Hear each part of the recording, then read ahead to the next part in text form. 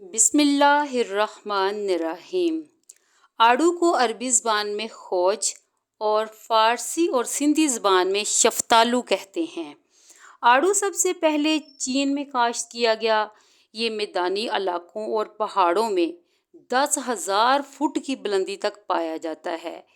اس کا مزاج سرد ہے۔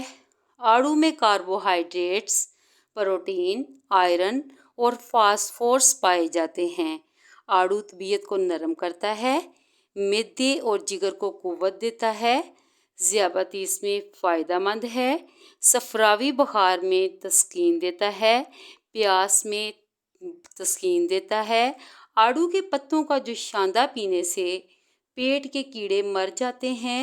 آڑو کے بیجوں کا تیل کان کے درد اور بہرے پن میں فائدہ مند ہے۔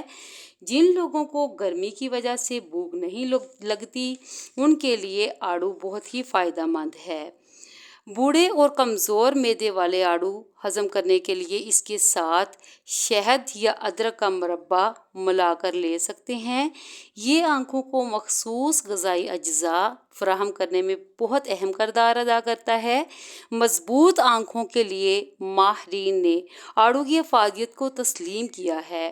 آڑو بیٹا کیروٹین کے مجموعے کے ساتھ جسم کے تمام حصوں میں خون کی گردش بڑھانے کے علاوہ آنکھوں کے پٹھوں کی فعالیت کو بہتر بناتا ہے۔ آڑو گردوں کی صفائی کے لیے بھی بہت ہی فائدہ مند ہے۔ آڑو کا زیادہ استعمال نقصان دہ ہو سکتا ہے۔ اگر کسی کو آڑو کھانے سے الرجی ہو تو تب اس کا استعمال نہیں کرنا چاہیے۔